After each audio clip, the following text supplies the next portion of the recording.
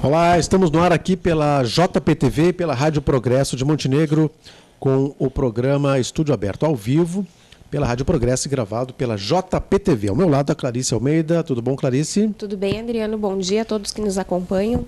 Clarice, a gente começa falando aí sobre um boato que está circulando, inclusive dentro da Prefeitura Municipal de Montenegro, que é a possibilidade da realização do Carnaval de Montenegro, desfile de rua, neste sábado. Adriano. Essa é uma possibilidade que foi levantada há alguns dias e ontem eu conversei com o prefeito Paulo Azeredo. Ele disse que não está descartada essa possibilidade, mas dentro daquelas velhas condições que a gente já sabe, né, já ouviu falar antes, desde que a prestação de contas dos carnavalescos seja acertada, seja colocada toda a documentação em dia. O prefeito me falou ontem que vai avaliar essa documentação, parece que chegou novos documentos até a Secretaria da Fazenda, e ele me disse então que ontem ainda iria averiguar, né, se a documentação que chegou é a que estava pendente, a que estava em situação irregular. E ele não descartou a possibilidade. Ele disse que se tudo estiver ok, o carnaval poderá ser realizado na noite do sábado, no próximo dia 10 agora. Se a documentação não estiver correta, o prefeito disse que também não é um empecilho para que o carnaval ocorra em uma nova data. Ou seja, não se descarta aquela possibilidade que a gente levantou aqui do carnaval de inverno, o que seria uma novidade, né? Eu acredito que não só para a região, porque eu até então não ouvi falar em nenhuma edição de carnaval de inverno, com pessoas desfilando com pouca roupa nesse friozinho gaúcho aqui. É uma coisa bastante curiosa que a gente até gostaria de ver, Adriano. E ontem também, né, falando em festa, ocorreram as celebrações em homenagem aos 141 anos de Montenegro. Um evento simples foi realizado na Praça Rui Barbosa, no período da manhã, e contou com a presença do prefeito, obviamente, também de alguns convidados, a diretora executiva da Fundarte, Júlia Maria Umes, a gerente do Sesc Montenegro, além de representantes do 5º BPM, como comandante do 5º BPM, e outros, né? Também o Pedro Angeli, que é da 13ª Região Tradicionalista, coordenador, exatamente. Ele que esteve lá e que falou, né, homenageou Montenegro, disse que veio a passeio para o município e simbolicamente, né, disse que bebeu das águas do Rio Caí e por aqui criou raízes, conheceu sua família, né, sua esposa, com quem formou família. Assim como ele, a Júlia Umes também falou da importância da cidade, né, do desenvolvimento que Montenegro tem tido no setor cultural e artístico, principalmente. E a Magda Azeredo, do Sesc, também falou sobre o crescimento cultural, né, que Montenegro tem tido nos últimos anos e espera que isso se intensifique ainda mais para os próximos anos. O prefeito falou da importância da união nesse momento, tanto do Poder Executivo quanto do Poder Legislativo, né? Que é importante que acabem as picuinhas e que em prol, né, do desenvolvimento da cidade. O evento durou cerca de 1h, 1h30, e algumas pessoas que passavam pela Praça Rui Barbosa tiveram a oportunidade, então, de conferir o que estava acontecendo por ali. Não foi realizada nenhuma grande festa, né? O prefeito até disse que algumas pessoas comentaram ali no momento que no aniversário da cidade não ser realizado um grande evento, né? Como assim não vai ser realizado? Criticaram, mas ele disse que não tem problema porque algumas pessoas criticam ele por realizar festas em excesso, outras acham que ele está realizando menos do que devia, então ele disse que não há como agradar a todos. No período da tarde, foi realizada uma apresentação do coro Saber Viver, da Fundarte, lá mesmo na Praça Rui Barbosa. Por volta das 15 horas, o público pôde novamente então, prestar uma homenagem ao município, que completou ontem então, seus 141 anos, Adriano. Muito bem, Clarice. Mais uma notícia aqui do portal JP News. Vice-prefeito Luiz Américo Alves Aldana informa que 28 mil imóveis estão irregulares em Montenegro, né? Uma entrevista que ele concedeu aqui ao Grupo Progresso de Comunicação, onde falou sobre vários temas, a regularização fundiária sustentável e outros assuntos também que no decorrer dos próximos dias serão desdobrados aqui no Grupo Progresso nas nossas mídias, né? Isso mesmo, Adriano. Com relação regularização fundiária, o vice-prefeito falava da dificuldade, né, que se tem para realizar essa regularização e que em alguns casos ela nem mais poderá ser feita, né, porque já se passou tanto tempo, já, como por exemplo no caso das áreas verdes, né, não existe mais o que ser feito. Então o que vai se fazer? Vai se tornar aquela área regular e passar a escritura, então, para quem já habita esses locais, né, e como ele falou, cerca de 70% dos imóveis de Montenegro encontram-se em situação irregular, o que acaba gerando a desvalorização dos imóveis também na hora da venda. Além de limitar também as construções, né? Algumas pessoas ficam com receio de ampliar a área construída no seu terreno devido a saber que existe uma irregularidade. Mas o Aldana disse que vários serviços já estão sendo feitos, o trabalho está sendo ampliado e o executivo está buscando ver o que é possível fazer, né, para amenizar essa situação da regularização fundiária aqui na cidade. Ele falou ainda também sobre a cultura do habitat, um outro tema bastante importante, cuja matéria está sendo elaborada agora, que se refere à forma como o cidadão se comporta no meio onde vive, né? Porque, já dizia o vice-prefeito, as pessoas reclamam muito que as praças estão sujas, que os playgrounds estão quebrados, que o parque não está bonito, enfim, que há lixo jogado na rua. Mas quem é que joga o lixo na rua? Quem é que depreda o patrimônio público? São as próprias pessoas, né? Então é importante que cada um tenha consciência que deve cuidar, que deve preservar, porque aquilo ali é um patrimônio seu, é um bem público, é tanto meu quanto do Adriano, quanto de quem está nos acompanhando. Então cabe a nós cuidarmos. Assim como a gente cuida daquilo que a gente tem dentro de casa, a gente também tem a obrigação de cuidar o que está na rua. E tanto cuidar quanto não jogar lixo, por exemplo. Se eu não deixo o lixo espalhado dentro da minha cozinha, por exemplo, por que eu vou pegar o saco de lixo que está ali e vou simplesmente jogar no terreno do vizinho? Não é assim que funciona, e é essa consciência que está faltando em muitas pessoas e que o vice-prefeito espera que seja incentivada. E como é que ele espera que isso aconteça?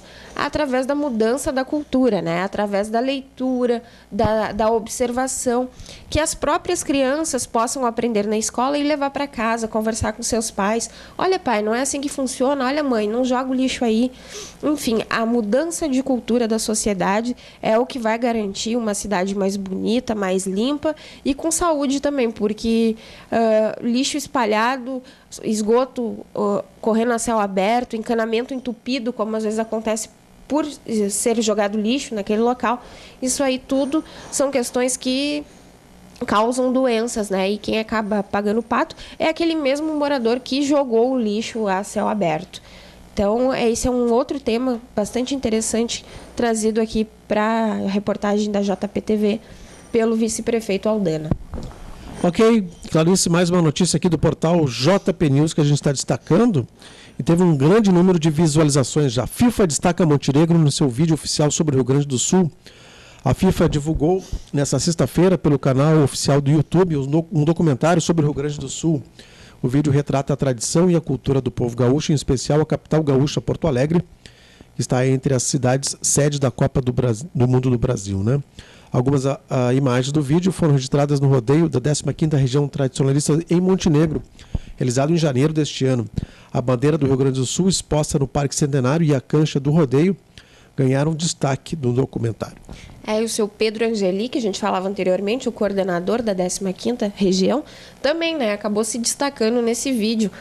Esse vídeo que foi exibido ontem, por volta, no intervalo do RBS Sport, e chamou a atenção de muitas pessoas, os comentários na internet, né? As pessoas, Montenegro, que legal, que bacana.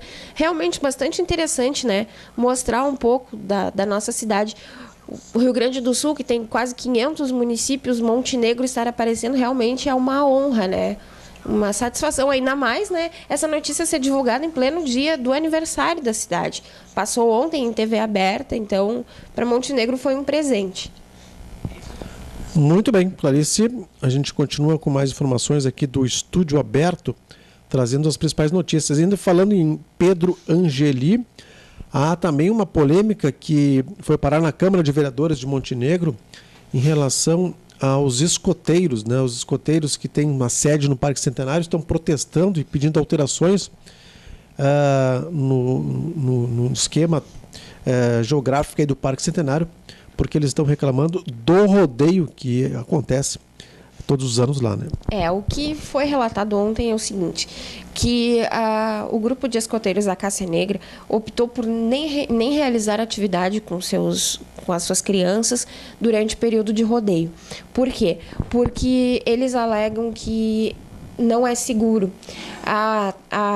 Enfim, os cavalos se movimentando dentro do parque, carros que circulam por ali também, e o prédio cedido como sede para o grupo, ele não possui nenhum cercamento, ele não possui nenhuma proteção, né? Então, eles consideram que isso não é seguro para que as crianças estejam circulando por ali.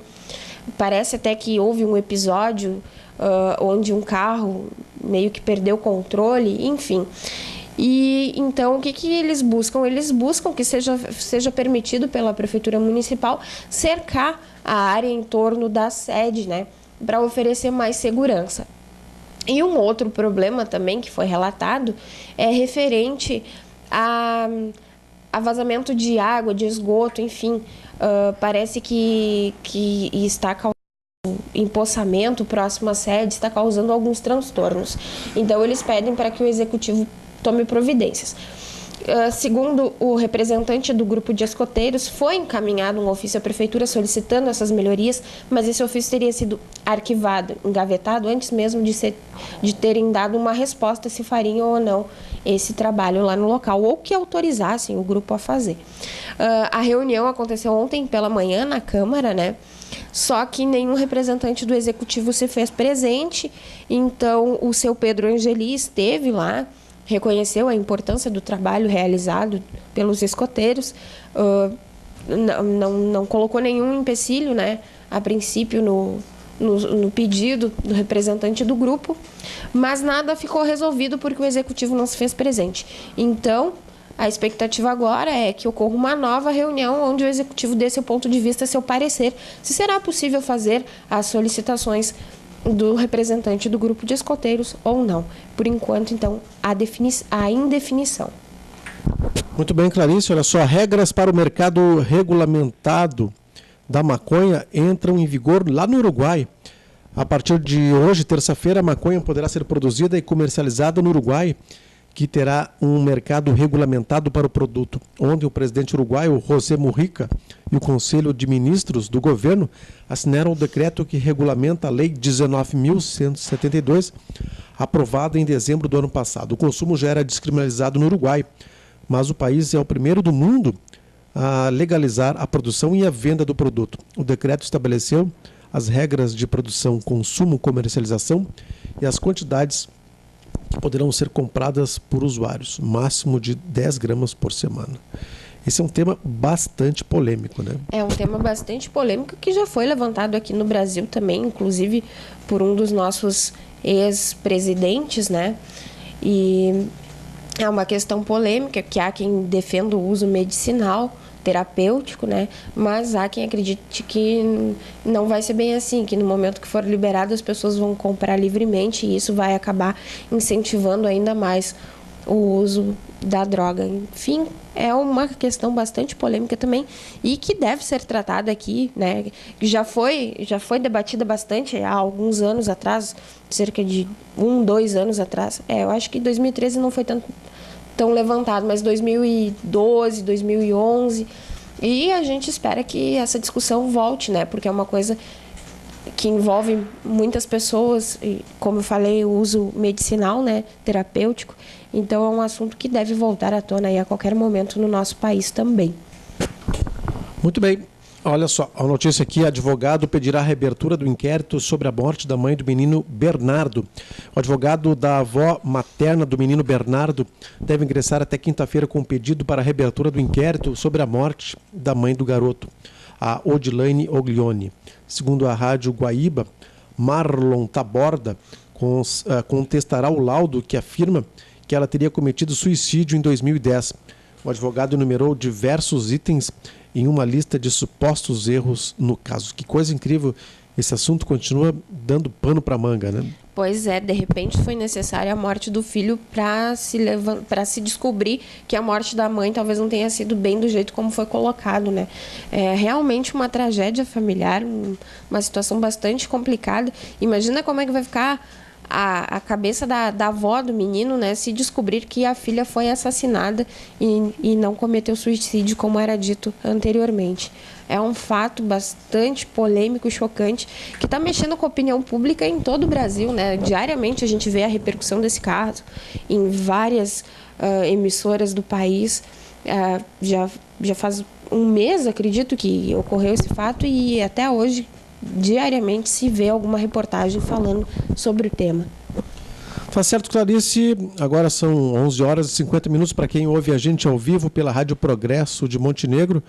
Agora chegou a hora de falarmos de esporte, né? O Grêmio inicia a semana com um treino de ataque contra a defesa. E o Grêmio que tem feito muito poucos gols, né? O centroavante Barcos está numa fase muito ruim. E no Inter, o Inter já abriu o check-in para o jogo teste da FIFA neste sábado contra o Atlético Paranaense, né? Será o primeiro jogo teste oficial do estádio Beira-Rio. Ontem eu vi uma situação que me chamou a atenção. O assunto não era comigo, mas não teve como eu deixar de ouvir. Eu vi uma colorada. Era fácil de identificar que a pessoa era colorada, porque ela estava com o uniforme completo do time, né? Casaco, bem calça, fácil mesmo. Bem fácil de identificar. E aí ela, conversando com uma amiga, falou revoltada sobre a perda do pênalti cobrado pelo Barcos. Mas ela falou de uma forma como se ela fosse gremista e estivesse revoltada com aquilo. Como é que ele me perdeu aquele pênalti? Eu achei muito engraçada a situação, porque já tem até colorado torcendo pelo Grêmio, do jeito que a situação tá. Realmente o início de ano não tá muito bom para a dupla Grenal. Fica a nossa expectativa aí para o segundo semestre, porque para o primeiro tá complicado. Tá certo. Clarice, professores e poetas se reuniram para declamar poemas lá no Parque Centenário, né? Foi uma atividade que ocorreu, o primeiro sarau literário de 2014, que aconteceu no Parque Centenário. O evento contou com a presença de professores e poetas que declamaram seus poemas inspirados nos temas mulher e mãe. Houve a apresentação da banda Devaneio, que embalou os presentes ao som de reggae. A ervateira Ponche Verde forneceu erva e água quente para o chimarrão. Estamos vendo a foto aqui. Havia um lanchinho, o prefeito Paulo Azeredo está aqui também, um grupo de professores e também de poetas presentes lá no antigo restaurante do Parque Centenário, que agora é a sede da Biblioteca Pública Municipal. Eu conversei com a diretora da biblioteca, a Ana. Ana Valdete, né? Ana Valdete, exatamente. E ela falava sobre esse evento que buscou sair um pouco do convencional, porque normalmente um sarau ele acontece num local mais reservado. E esse buscou a integração com a comunidade. Ele era aberto a todas as pessoas que estivessem no parque, a todos que quisessem participar. Isso realmente é bastante interessante, porque às vezes muitas pessoas não têm oportunidade, nem sabem o que é um sarau. E ali, então, se criou um ambiente descontraído e a beleza do Parque Centenário deve ter sido um momento bastante interessante, né? Apreciar a literatura e, ao mesmo tempo, aquela vista incrível de forma simples, né? Despojada ali num ambiente agradável. Realmente deve ter sido bastante interessante. E a diretora já anunciou que novos eventos como esse vão ser realizados lá no mesmo local. Tá certo. A gente segue com informações aqui. Olha só, Luiz Carlos Bon é o novo presidente do FEComércio RS. A notícia já está postada desde o final de semana no portal JP News. O empresário Luiz Carlos Bon, de 68 anos, foi eleito o novo presidente do sistema FEComércio RS Sesc Senac. Ele comandará a entidade de julho de 2014 até junho de 2018. A votação ocorreu na semana passada e a posse será no dia 1º de julho. Agora temos uma dobradinha de moradores da região do Vale do Caí no comando das duas principais entidades da área empresarial industrial do Rio Grande do Sul, a FEComércio, Luiz Carlos Bon, e o Heitor Miller da Fiergs, né, Clarice? Exatamente. O Heitor Miller, que já está há algum tempo à frente da Fiergs, né? Acho que são 2 anos. Em torno de 2, 3 anos. Né? E bacana essa dobradinha, né? Principalmente aqui para a região, né? Valoriza também, mostra o potencial dos profissionais que se tem aqui nessa região. Muito bem, Clarice. Olha só, O Lionel Messi, jogador do Barcelona, o argentino, pagará mais de 35 milhões de euros, mais de 107 milhões de reais, para selar um acordo com a Fazenda Espanhola sobre a acusação de fraude fiscal, informou o jornal espanhol La Vanguardia. Essa quantia é o que o atacante argentino quer pagar para finalizar o processo judicial e as inspeções da Fazenda, que ocorrem há um ano. A cifra inclui os 10 milhões de euros da complementação do imposto de renda que Messi pagou ao Ministério semanas depois de ser denunciado por fraude no ano passado. Atualmente, os advogados do jogador negociam com o Ministério da Fazenda a redução do impacto penal e fiscal do caso. A denúncia contra o jogador e seu pai e empresário Jorge Messi foi centralizada no fato de Messi ter cedido seus direitos de imagem a empresas situadas em paraísos fiscais. Que coisa incrível, hein? É uma grana muito grande, essa aqui de 35 milhões de euros, né? Nada como ter dinheiro para se resolver os problemas, né? Para ele não vai ser problema realmente. É o jogador, talvez o jogador mais bem pago, juntamente com o Cristiano Ronaldo do mundo, né, Clarice? Realmente. O que ganha um jogador de futebol, um bom jogador de futebol hoje é uma coisa imensurável, né? Muito bem, olha só, risco de racionamento de energia elétrica é 6 vezes menor que em 2001, diz o Ministério.